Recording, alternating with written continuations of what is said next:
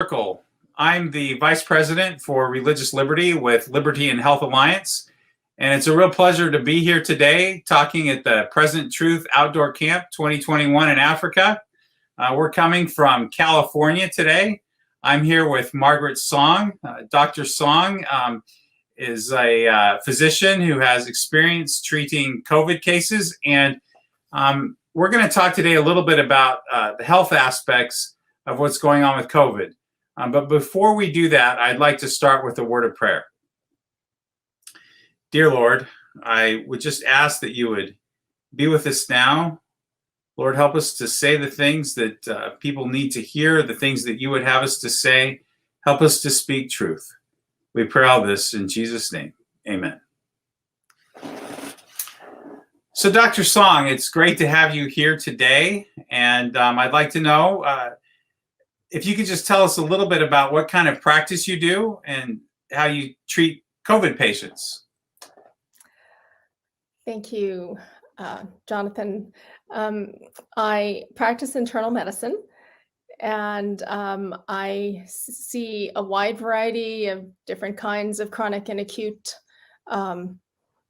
cases in my practice. I have treated probably about 350 to 400 COVID patients since the start of the pandemic. It's certainly not all I do, but I've treated a fair number of them, as well as many other patients who come down with various respiratory illnesses. Now, when you're seeing these patients, are you seeing them when they're admitted to the hospital, before they're admitted to the hospital? What's the context that you treat these patients? I have an outpatient practice right now, so I am doing solely outpatient care. So I'm actually seeing them in the first stages of illness, very early in disease. And although I do see some cases that are more advanced, my goal is to try to see them as early as possible to keep them from going into the hospital. Right. So what do you normally do when you see one of these patients, or what's your advice? I mean, how do they present? How do you treat them? What can you tell us? So, first of all, I tell my patients that if they have flu-like symptoms, even if they think they're just coming down with a cold, to set up a telemedicine appointment with me as soon as possible, because regardless of what kind of a virus it is, whether it's a coronavirus, a flu virus, or one of the other viruses that can cause upper respiratory infections, the idea is to really squash the illness as quickly as possible, preferably in the first 24 hours of symptoms. So regardless of what they have, and we may never find out if it's COVID, if we happen to catch it early, but that's always the key, to catch it early. So so patients who see me regularly know that they're supposed to contact me if they're sick on the very first few days. When I do see them, I see them at varying stages of illness. There are some pharmaceutical agents that I've been using for at least the last year. One of them is ivermectin. I think that there is some decent evidence for its efficacy in COVID. It also has the advantage of being easy to administer. It's just an oral pill. It has a well-known and long history of safety. In fact, the National Institutes of Health on their website, where they discuss ivermectin in the treatment of COVID, they do state that it is generally regarded as safe. And so I try to get that medication on board as quickly as possible. There's a good meta-analysis showing a point estimate of efficacy in preventing death at about 63%, which is really far better than anything else that we have right now. Some of these are small studies. Ivermectin is a drug that's been around for decades, and so we don't have very large, expensive trials available funded by drug companies to specifically look at ivermectin for the treatment of COVID. So we have university-based trials. There are some small studies, but all in all, there are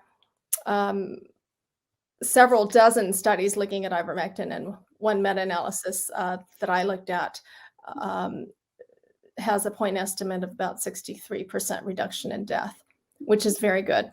So I try to get it as early as possible. In the United States, we've been having some difficulty with the big chain pharmacies, some of them not wanting to dispense it for the treatment of COVID. But I've been successful usually in finding smaller independent pharmacies that are willing to dispense it. So there are other medications that are widely available that may help. Hydroxychloroquine is a medication that's used commonly for rheumatoid arthritis, for instance. Very long history of safety with the use of that medication, even for long-term use. For the treatment of COVID, it would really just be a 2-week-long treatment. I don't think there are any real practical safety issues with that medication either. So in areas of the world where people are regularly taking anti-malarial medication, which hydroxychloroquine is related to, or taking ivermectin for parasites, this may be giving the population some protection. In addition to drugs, and there are other drugs that I use if the patient's at a more advanced stage, by the way. I will use inhaled steroids as well as oral steroids if they're at the point of requiring oxygen. And if they are having shortness of breath, kind of getting into that second stage of COVID where it's really hitting their lungs and they're getting sicker, I do try to get an oxygen concentrator into their homes as quickly as possible, because that oxygen support is very important. And then there are some natural remedies, you might call it, that I use as well. So tell us, what do you do for natural remedies? So for me, I mean, everybody who treats COVID, I think, has their own formula. There are some published formulas out there using medications like the ones I just mentioned, and others, including the use of anticoagulant medication, which I have tended not to need to use so much, because I generally get a hold of my patients really early. So early in disease, when they're having shaking, chills, and fever, or having those first few primarily upper respiratory symptoms, if we can be aggressive at that stage with natural remedies, we can often ward off having to deal with some of the problems of more advanced illness. So I primarily rely on a triad of oral hydration and fever treatment in the form of water therapy, hydrotherapy, and nutritional support. And I think all three are equally important in dealing with, again, any illness with fever, not just from coronaviruses, but flu viruses as well. I remember when I was a kid, my mom used to always make me drink a lot more water than I wanted to when I was having a fever or anything like that. Tell us, how important is oral hydration, and how much should a person be drinking? Hydration is a absolutely necessary cornerstone of treating any kind of infection, not just a respiratory infection. In fact, in the intensive care unit, it makes the difference between life and death to get those fluids in the patient as quickly as possible. And it's for this reason that sepsis protocols for many years now have incorporated aggressive hydration as part of treatment in the intensive care units. So if you have a pneumonia patient, for instance, and their blood pressure is becoming unstable, their mental status is becoming unstable, you decide to put them in the intensive care unit, you want to get many liters of fluid in their body as quickly as possible in the form of salt solution. So water and salt, normal saline is what we use for rehydration. Body fluids help carry your immune cells throughout all the tissues in your body. States of illness actually make it more likely for you to get dehydrated. Fever does that. If you're losing additional fluids through blowing your nose, coughing things up, diarrhea, vomiting, those are all very important factors. We don't want to underestimate how quickly dehydrated. You have imperceptible losses as well, especially if you have a fever, like through your skin. You can get very quickly dehydrated, and that can, the outcome of your illnesses can turn on a dime on this issue of hydration. Also, the barrier function, that your mucous membrane cells, they need to be nice and plump to really act as an effective barrier against the invaders that are trying to break through. So you want to be very hydrated.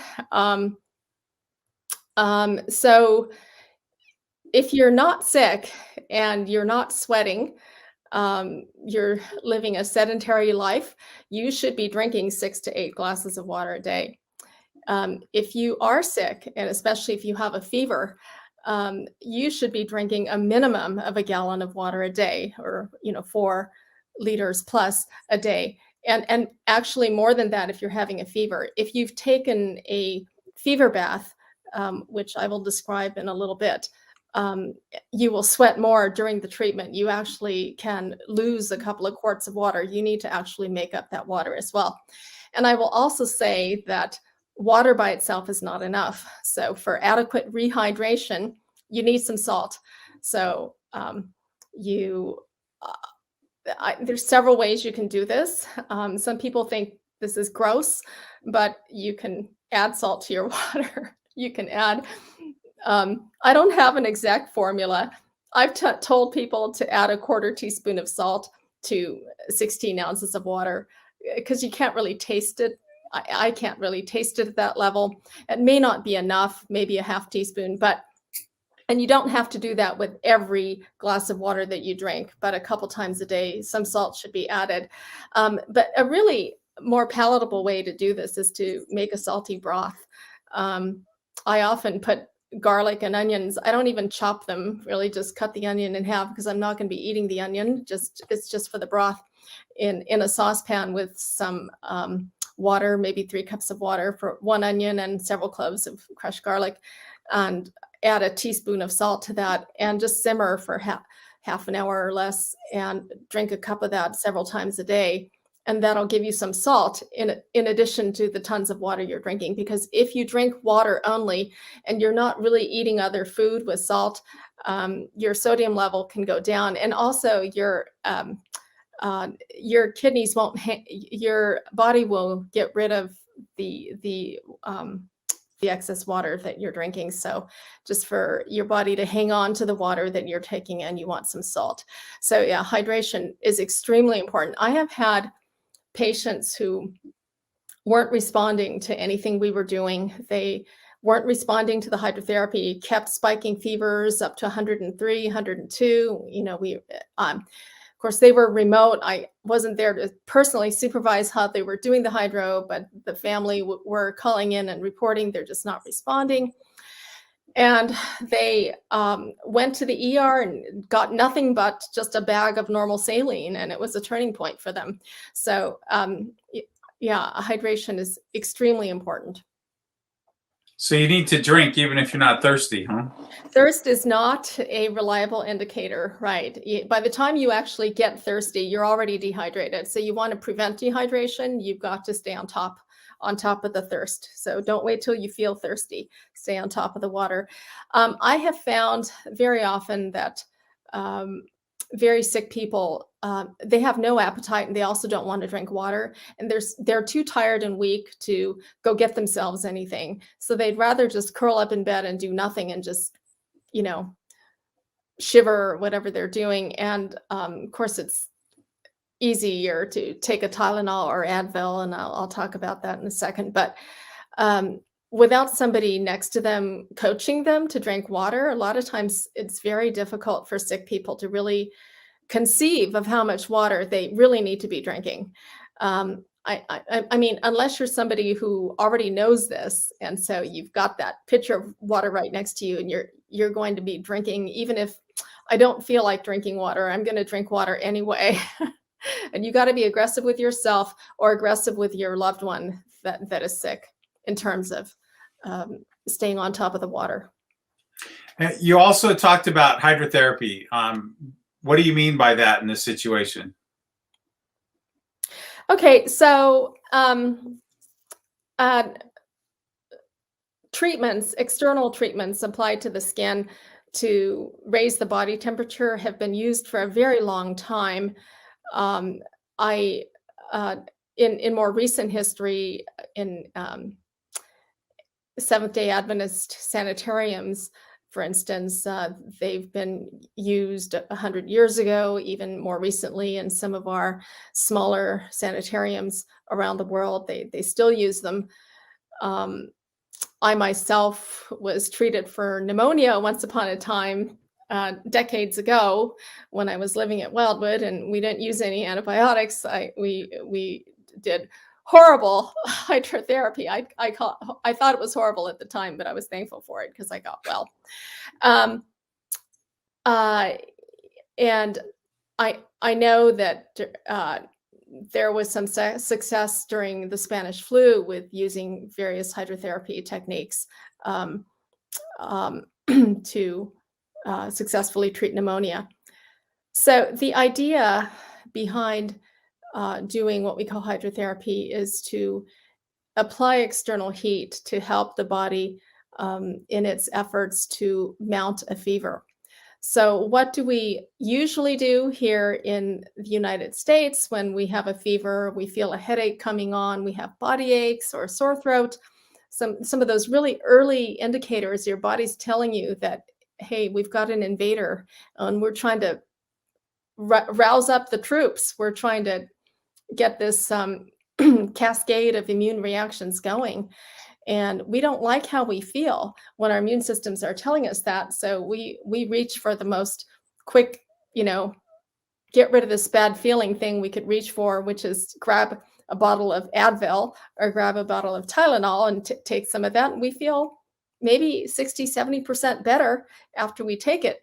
And then for 4 hours later, it hits us with a vengeance again, and then we keep taking this. And most of us who are younger and healthier, our immune systems eventually, with all the speed bumps that we set in front of it, eventually went out, and we don't die from whatever it is that's ailing us. But you're working actually against your immune responses by taking these fever-lowering drugs. Your body's trying to mount a fever because that fever actually helps to speed up the action of your white cells. It helps you to fight the infection. So rather than fighting against your body, at the very time you're having chills, that's when your temperature is trying to rise by shivering.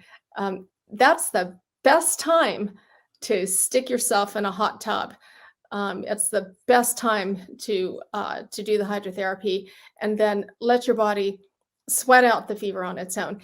If you start to sweat, that is your body trying to cool itself off. So it's saying, I've had enough of the heat. So that's a good sign. So a good rule of thumb when you're doing hydrotherapy is to actually get yourself to sweat. I have tried various techniques. I've had friends and family over in my home, and I will do what we call a general revulsive hydrotherapy treatment on them using fomentation packs. I use my microwave and bath towels basically to do it. I'm not going to describe that here on this program because it is labor intensive, and I really think there's a lot of room for maybe not doing as much good or perhaps even harm if you're not trained properly in how to do it. So what I've been relying on in more recent months is to do fever baths, and I've been very pleased with how they've been working. I've done them on family members and friends in my home, and it's just remarkable how quickly the fever breaks and how much more quickly they improve if we time the fever bath. So I have gotten up sometimes at 2 in the morning because somebody was having shaking chills at that time and filled my bathtub. I find with my little hot water heater in this home, I have to supplement the bath water with stovetop water. So once I turn my hot water on all the way hot in the tub gets to about half full, and then the faucet starts to pour out warm water instead of hot water, and it takes a while for the hot water heater to catch up again. So I've learned to have 2 large pots going on the stovetop, ready to go, not quite bring it to a boil, but just get it good and hot. And after the patient acclimates to the bath temperature, I actually haul more hot water from the stove and pour a little bit in toward their feet and just kind of mix it in until they say no more. And okay, so let me just describe. You want to start the bath water warmer than a jacuzzi. I mean, it shouldn't scald them, but it should be very, very warm. You know, take them a few seconds to get in there and get used to it.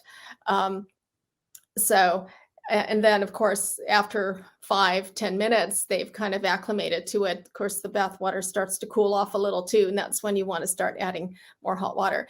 If you're doing this on yourself, you can have the pots of water already heated up and maybe even brought to a simmer because it's going to sit for a while next to your tub. You could set it down on the floor next to your tub, ready to pour it into the tub if you have no one there to help you.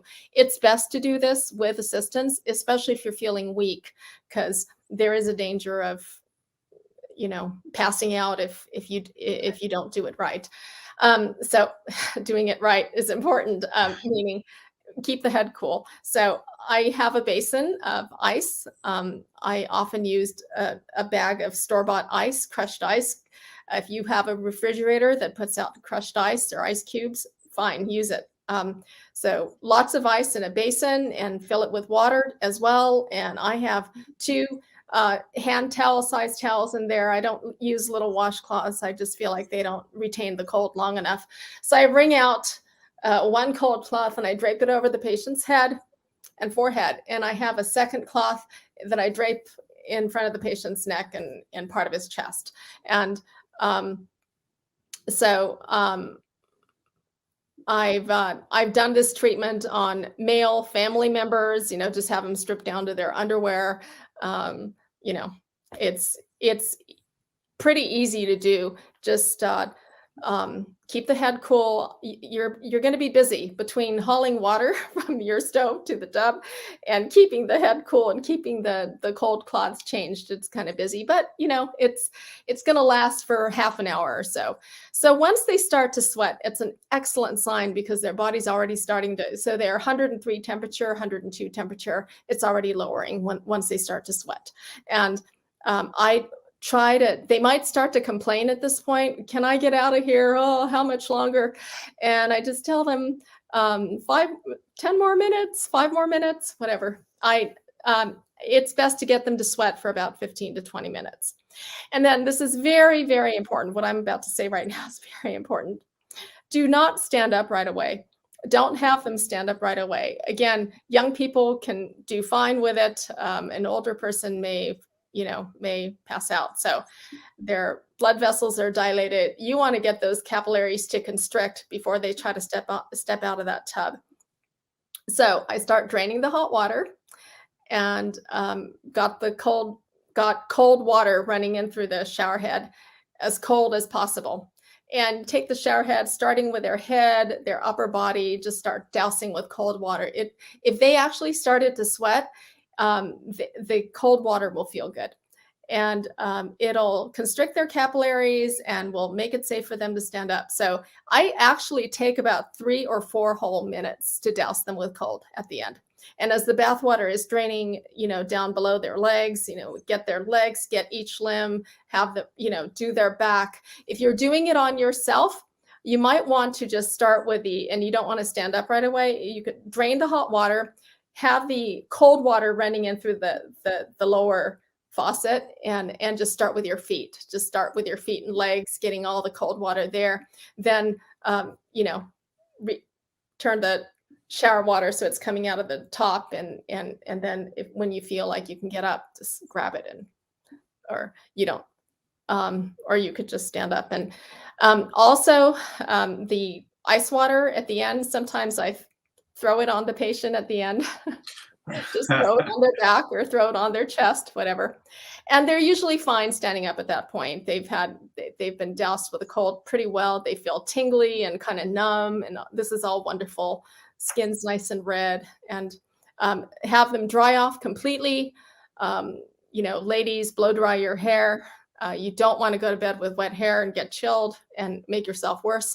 Again, and I set at least 16 ounces of water in front of them. And I said, you have to drink this before you go to bed. So more water, and then put them to bed. I generally find that the fever breaks within a few minutes because they've already started to lower their fever when they start to sweat.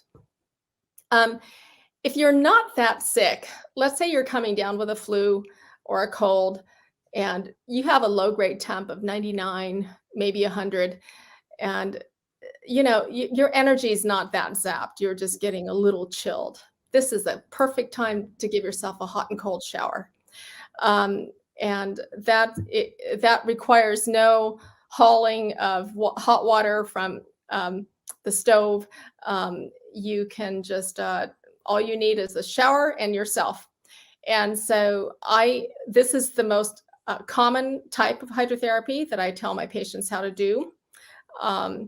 So I tell them to step in a hot shower as warm as they can stand it for about 3 to 5 minutes. You want to get good and warm before you subject yourself to the first cold douse, and then all the way cold for about 30 seconds. If you're really brave, you can go a full minute, but 30 seconds is good the first time. And then 3 more minutes as warm as you can stand it. If I do it to myself, I'm kind of counting in my head, or I'm just kind of guesstimating. I don't set a timer, but if you want to set a timer, you can. About 3 more minutes, as hot as you can stand it. Try to see if you could get it a little bit warmer the second time around than you did the first time. And then all the way cold for another minute. And then as hot as you can stand it for 3 more minutes or so. And then all the way cold for a full minute. If you did it properly and the hot parts were hot enough and long enough, the last cold should feel good. Why? Because the contrast shower has actually also succeeded in raising your temperature a little bit. And so your body is now in the cooling phase. It wants to cool itself. So the last cold should actually feel good if you did it properly. If your hot water heater can handle a 4th cycle of, several minutes of hot and a minute of cold, go ahead and do a 4th cycle. If it can handle a 5th cycle, go ahead and do it. My shower, I'll just do 3. And usually by then I've had enough. And 3 is good. Again, dry off completely, blow dry your hair, dress warm, drink water, and go to bed. So I find these treatments to be very effective if we can administer them in those first few days when the virus is rapidly multiplying and the body is trying to mount a fever. So with that, and I tell people not to have Tylenol or Advil in their system for another reason. We actually want the hydro to raise your body temperature a little bit transiently. It'll lower it very quickly, but transiently we want it to get up a little bit. And so obviously, anti-fever medication will make that rise in temperature very difficult to achieve. So how often would you do one of those fever baths? Once a day, or what would be the normal indication for that? So I find that most people are not going to have the strength, and the people taking care of them won't have the time to do it more than once a day. It's an exhausting treatment. If you did it properly, it's pretty exhausting. So yeah, once a day. Okay, and same with the contrast shower. Some people may want to do it more than once a day. I just usually recommend doing it once a day.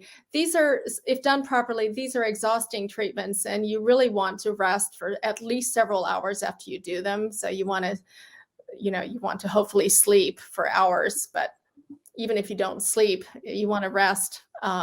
Yeah, they're pretty. It's a pretty intense process to put your body through.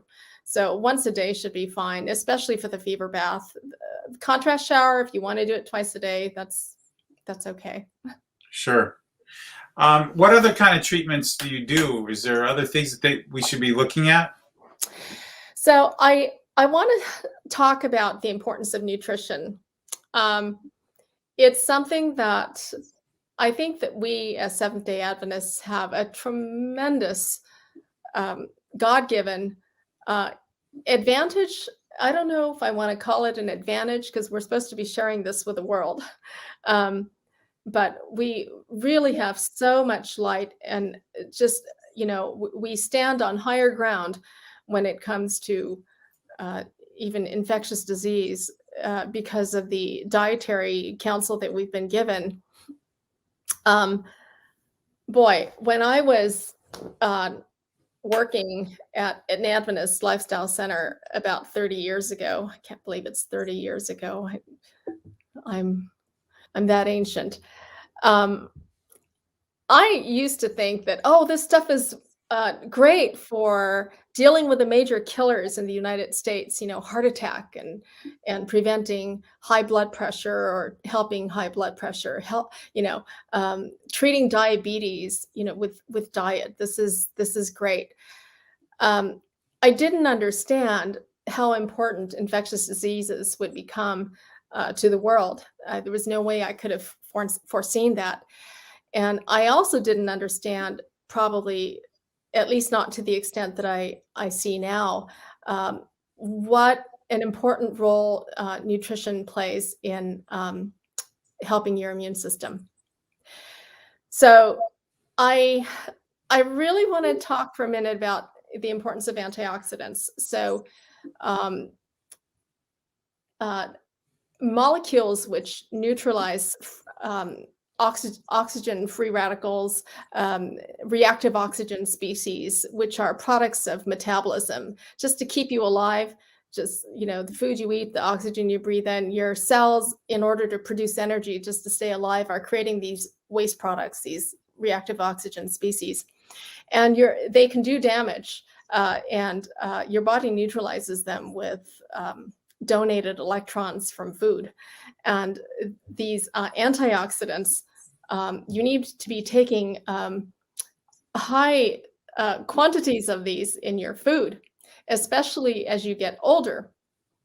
Kids and very young people have naturally an antioxidant umbrella to protect them. Glutathione, they have it in abundance in their bodies. And maybe that's why sometimes they seem like they're indestructible. They can eat bad food and seem to not suffer from it so much, especially if they're active kids that are not overweight or obese. Not so if you're over the age of 30, over the age of 40 or 50. You need to eat more and more antioxidant-rich foods. Um, and these often come in the form of what we call polyphenols in plants. They're all over the plant kingdom. Polyphenols often give color to foods. So a lot of varieties of polyphenols are pigments, actually. Your lycopenes, your carotenes, your chlorophyll, your anthocyanins, which give a blue or purplish color to a lot of foods, like blueberries and red beets. Those are examples of anthocyanin-rich foods. Very powerful, by the way, very powerful antioxidant properties in some of those anthocyanins. You want to be eating a variety and a huge amount of these things every day. And if you're sick, all the more so. Now, the problem with people who have flu or any illness with a fever is that they generally do not have an appetite. And um, while that will be to their advantage in not eating greasy food or fatty food, which I'll talk about in a second, it can be a disadvantage in that they don't want to be eating things that maybe they should be eating. We know that chlorophyll in your diet actually helps your mitochondria to work better.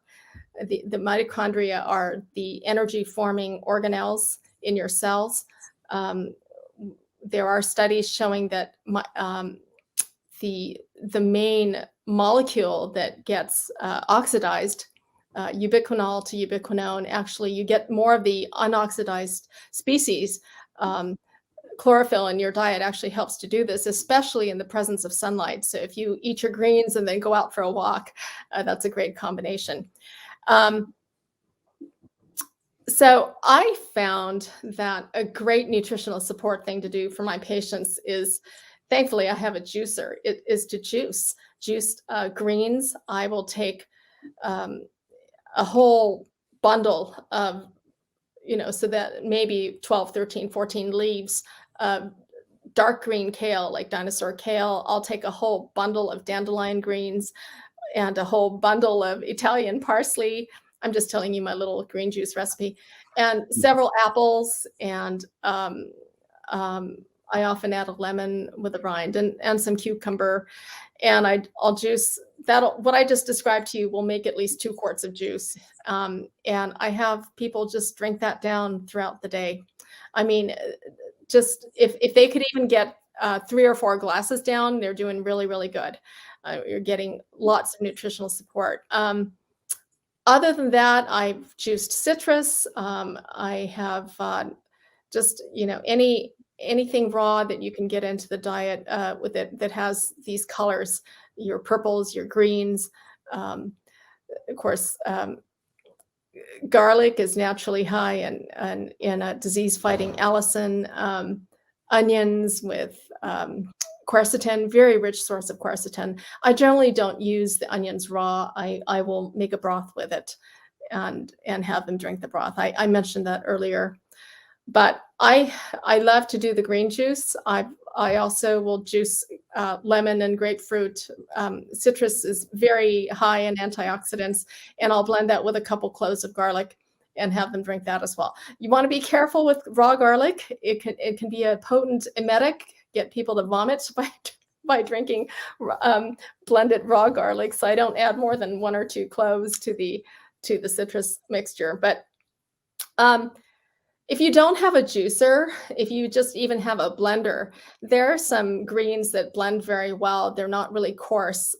You might find tender leaves of kale, certainly spinach. Italian parsley is my favorite. And I just blend it with a little bit of fruit. If you don't mind mixing vegetables and fruit, I will often use a little pineapple juice, or you could just even blend it in water and maybe add a little apple in it or something for sweetener, but just and just blend it. Or berries, make a blueberry smoothie.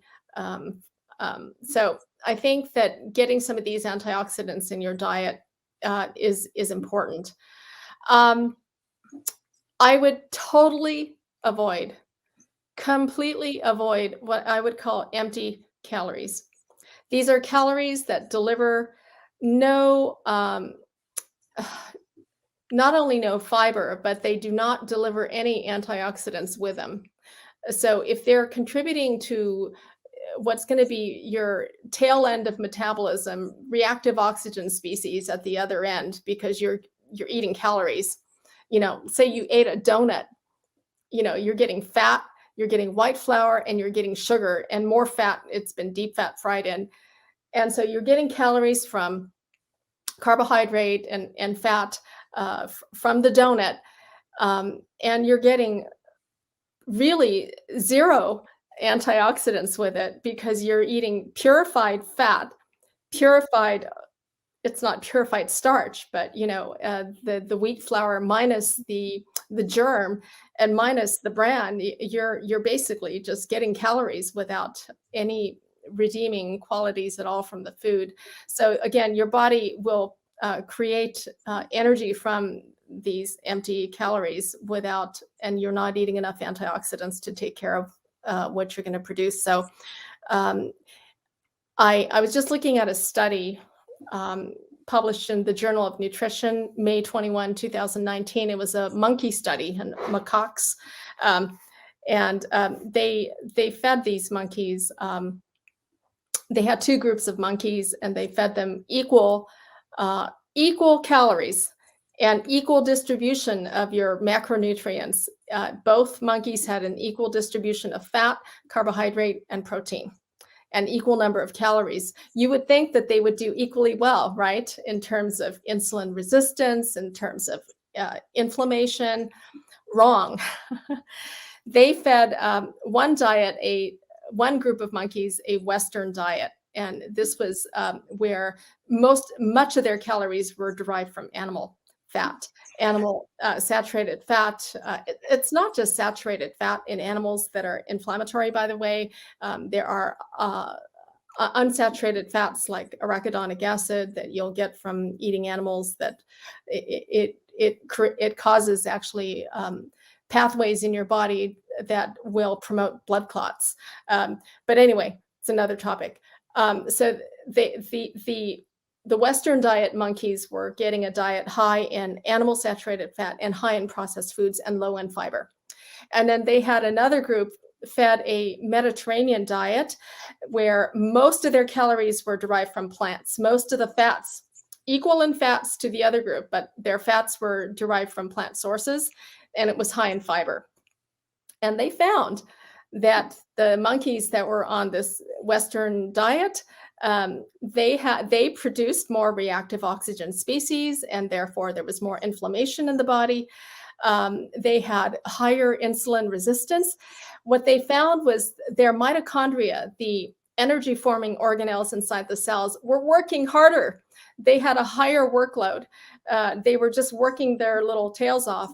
And this is not a good sign. And they found that these inflammatory markers were higher in these monkeys compared with those that were on a more plant-derived diet. Now, this also translates into real life when we look at infectious disease and what diet does to even your risk of getting severe COVID.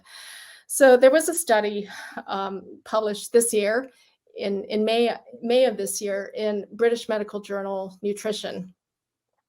British Medical Journal, by the way, has earned many points in my estimation compared to some of the other prominent medical journals out there this year.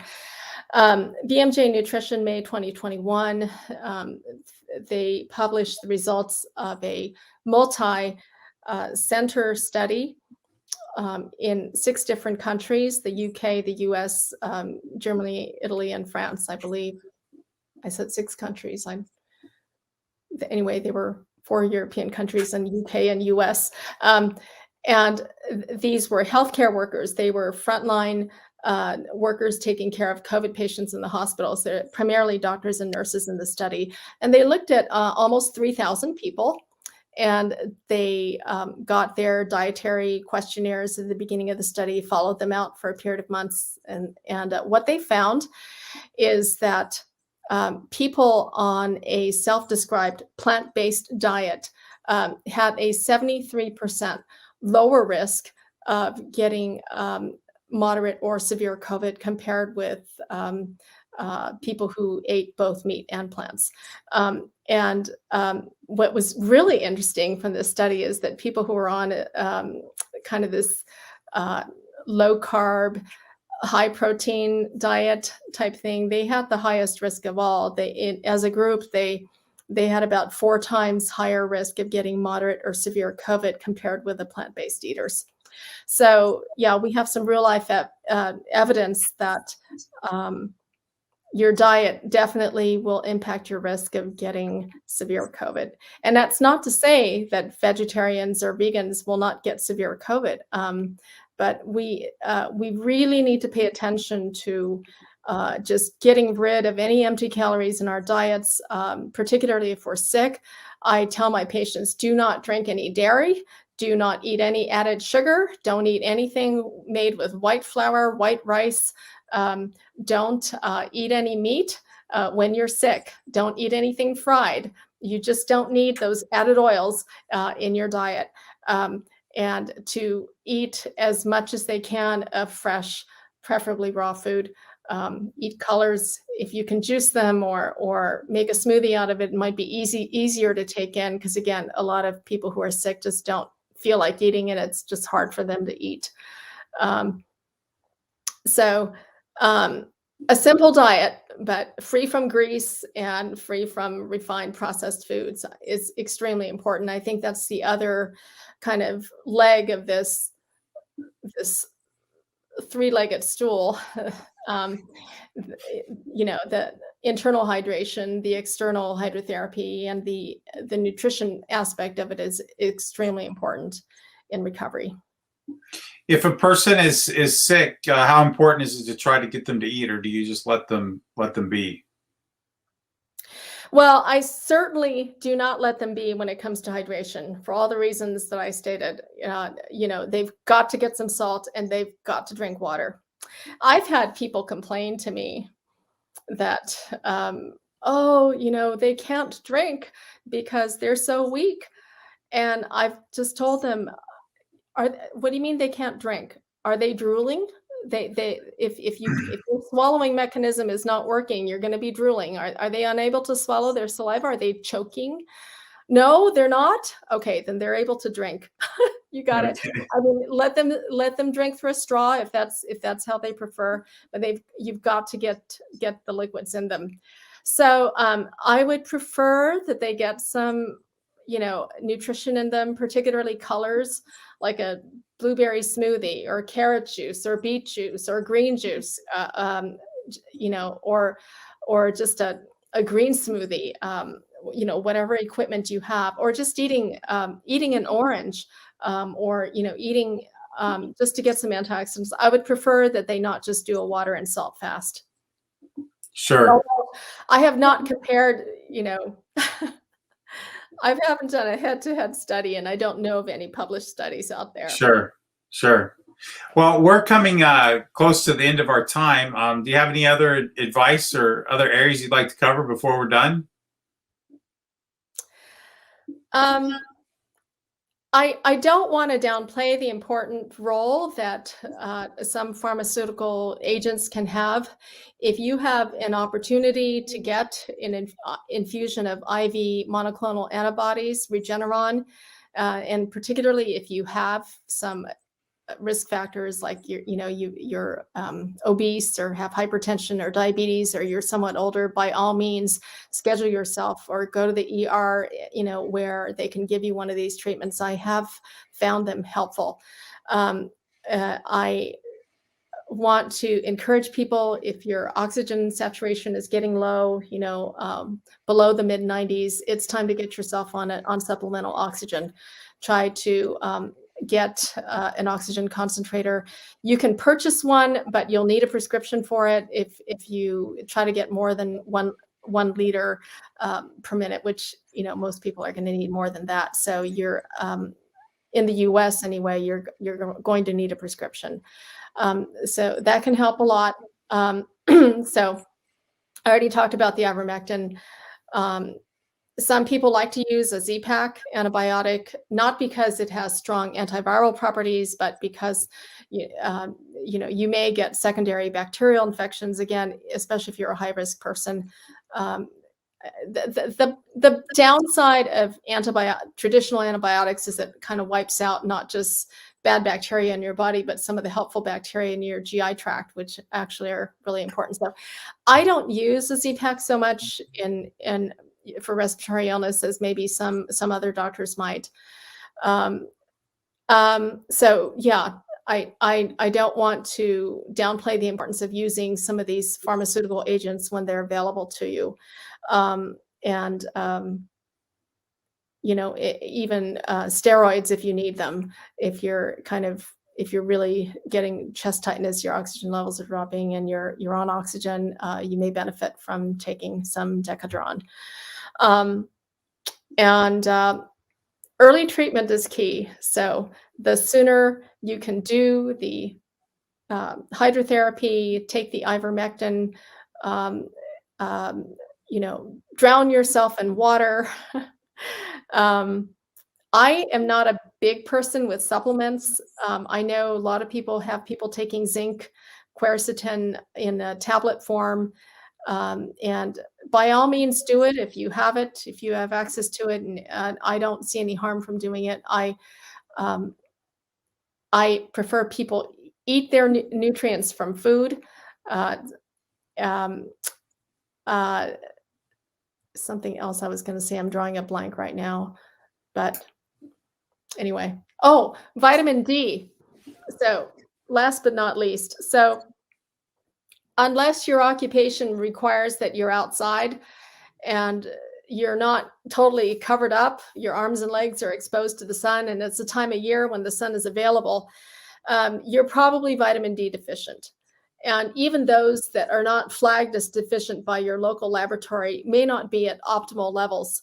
It makes a huge difference in preventing your illness from getting severe, to have adequate, and not just adequate, but optimal vitamin D levels. So I will usually prescribe a 50,000 unit pill and have my patients take 2 of them just right off the bat. Because number one, it's not going to hurt anybody to take a one-time dose of 100,000 units of vitamin D2. And it may help. Because I know, the majority of my patients will not have had a D level checked recently. And I just know everybody's not where they need to be optimal, at an optimal range. So, and if you don't have access to prescription D, at that high of a level, just go get over-the-counter vitamin D, 5,000 unit pills, and just take 10 of them all in one swallow. I've had family members say, "Are you sure I'm not going to overdose by taking this many?" No, you're going to take, if you take 10 of the 5,000s, you'll get 50,000 units of D3, which is, it's going to get your levels up quicker than spacing it out over the next five or 10 days. The storage form of D has a half-life of 3.5 weeks in your body, about 3 weeks in your body.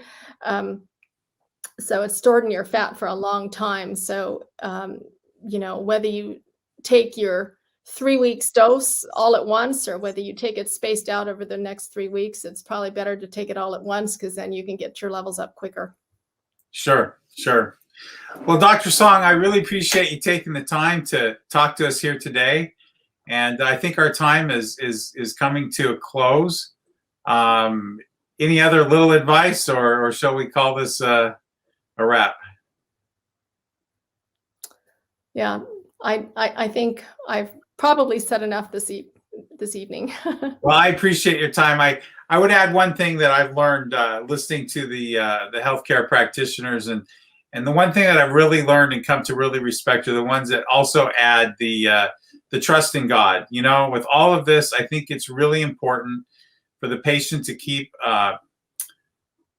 as positive an outlook as they possibly can. And I know for myself that it means a lot when I've had a physician actually pray with me. And I think that we need to remember that, we can pray with anybody. And you don't have to be a physician to pray. I mean, anybody there in the room can pray.